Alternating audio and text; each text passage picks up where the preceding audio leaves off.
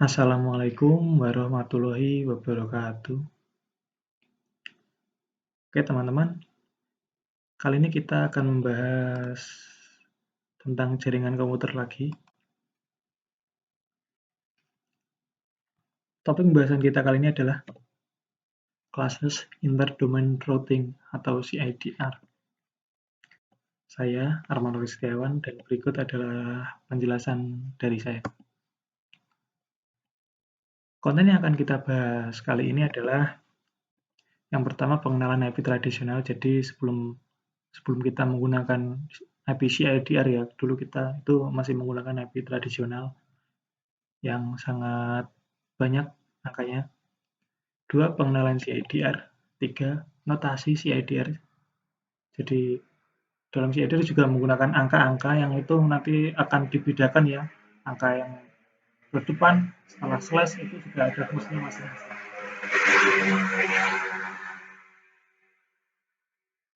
Mohon maaf, suara motor lewat.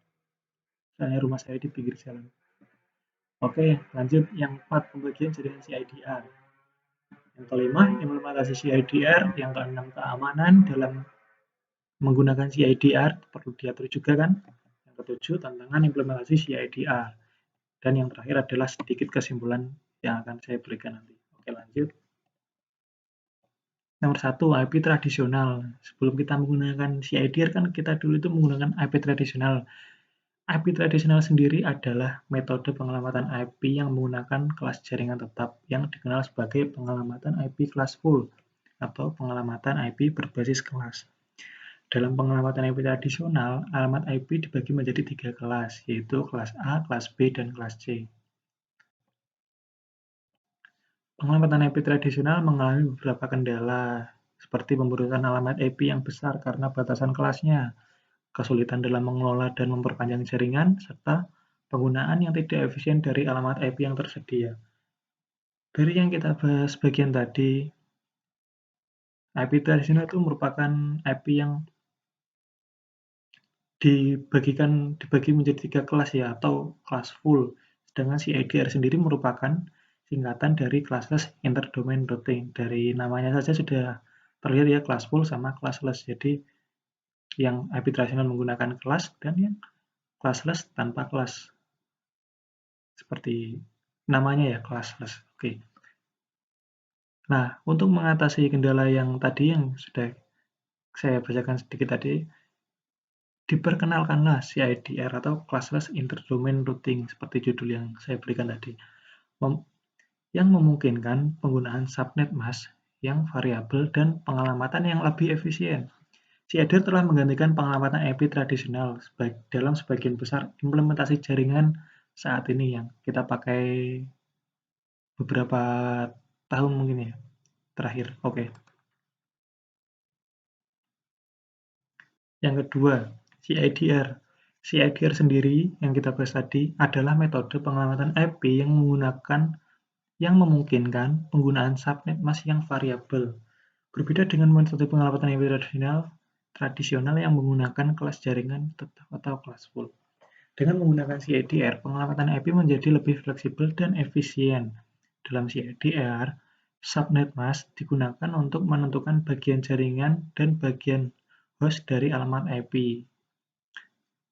Subnet mask dalam CIDR ditunjukkan dalam bentuk notasi slash atau garis miring, diikuti oleh jumlah bit yang diatur menjadi 1. Misalnya, subnet mask /24 menunjukkan bahwa 24 bit pertama dari alamat IP adalah bagian jaringan, sementara 8 bit terakhir adalah bagian dari host. Yang ketiga adalah notasi CIDR. Notasi CIDR Classless Interdomain Routing dan subnet digunakan dalam pengelamatan IP, mengidentifikasi bagian jaringan dan bagian host, atau membedakan bagian dari jaringan dan bagian dari host dari sebuah alamat IP. Notasi CIDR menggunakan slash, diikuti angka untuk menunjukkan jumlah bit yang diatur menjadi satu subnet mask tadi. Seperti yang kita bahas sebelumnya tadi ya. Contoh /24, /16, dan /28.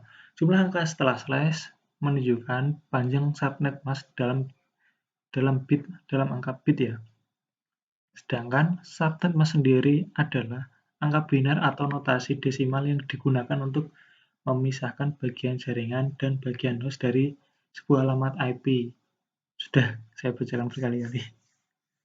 Subnet sendiri terdiri dari sejumlah bit 1 yang diatur secara berurutan di bagian jaringan, lalu diikuti sejumlah bit 0 di bagian host. Lalu masih seputar notasi CIDR, penggunaan notasi CIDR dan subnet mask memungkinkan administrator jaringan untuk dengan mudah mengidentifikasi bagian jaringan dari host dan bagian dari host dari suatu alamat IP.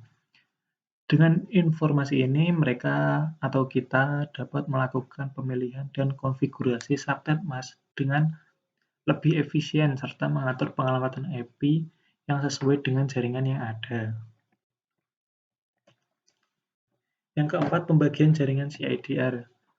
Jadi yang seperti yang kita bahas tadi ya, ada bagian dari host atau bagian dari jaringan itu sendiri.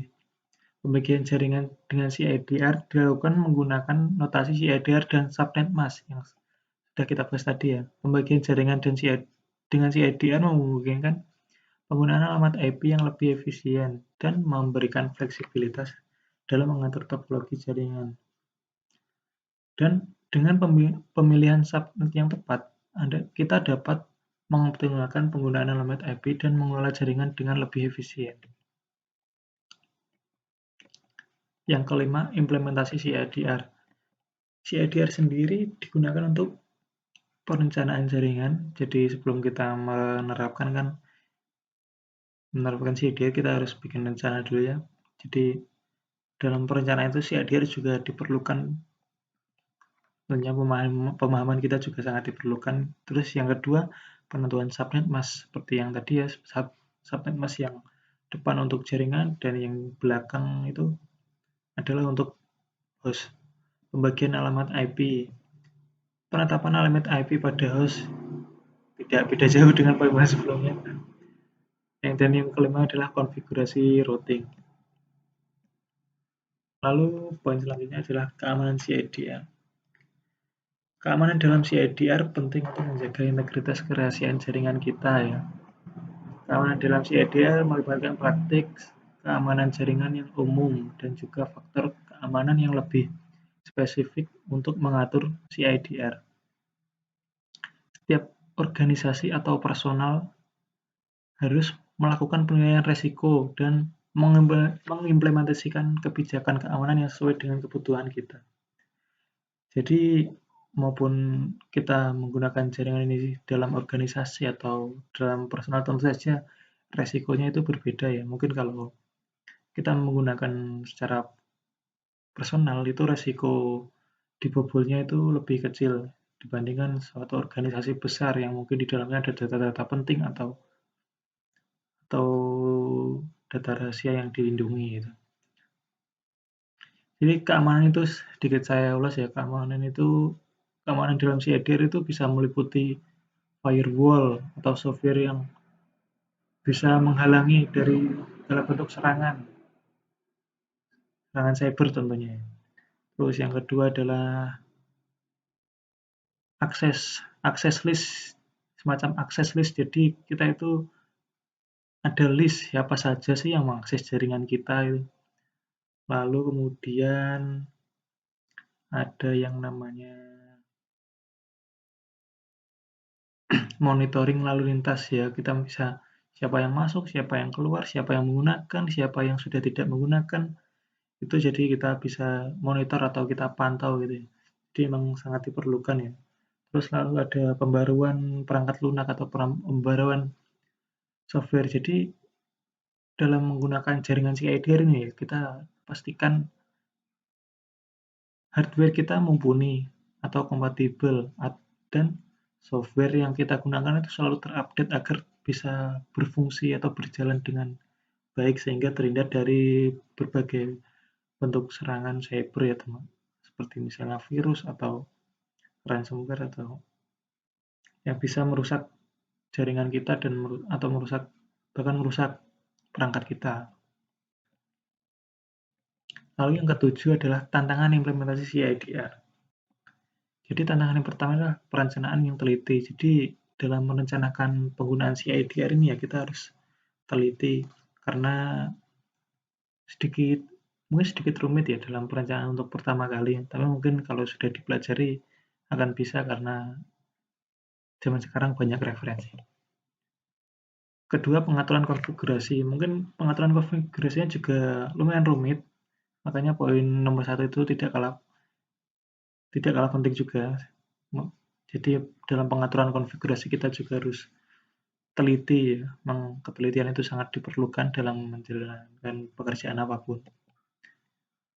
Yang ketiga, kompatibilitasnya. Seperti yang saya bahas tadi yang sebelumnya, kompatibilitas atau alat-alat hardware itu yang mumpuni. Jadi seperti router atau receiver atau transmitter atau perangkat kita, PC kita atau kabel juga itu harus kompatibel ya dengan CIDR ini.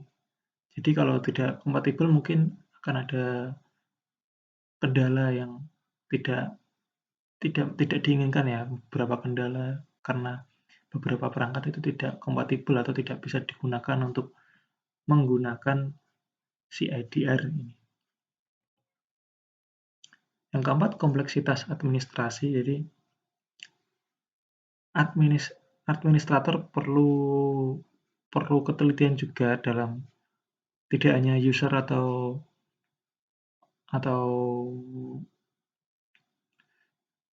teknisi atau namanya apa ya yang mengatur itu ya? Ya mungkin administrator sendiri ya. Itu juga harus teliti dan harus terampil juga. Yang kelima, keamanan yang kita bahas tadi ya, keamanan itu termasuk bentuk upaya kita agar menjaga jaringan kita tetap aman dari segala bentuk penyusupan atau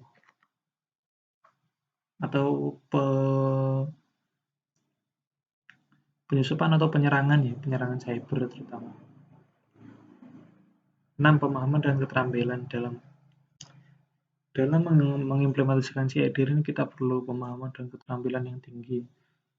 Bagaimana kita mau mengerjakan sesuatu kalau kita tidak paham, dan paham saja itu belum cukup kalau kita tidak terampil. Jadi kedua poin ini memang sangat penting.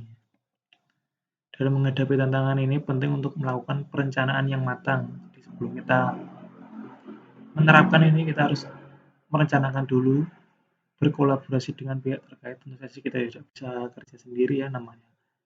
Apalagi jaringan itu kita harus berkomunikasi dengan server ya. Kita bikin server, kita bikin router, splitter ya. Jadi memang harus berkolaborasi itu memang sangat penting ya.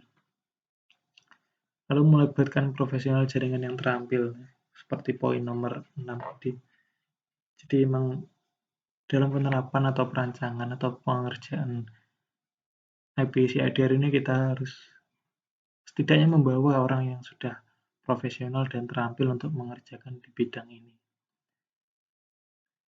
Serta yang terakhir, memanfaatkan sumber daya dan alat yang tepat untuk mengelola CIDR dengan efisien dan aman.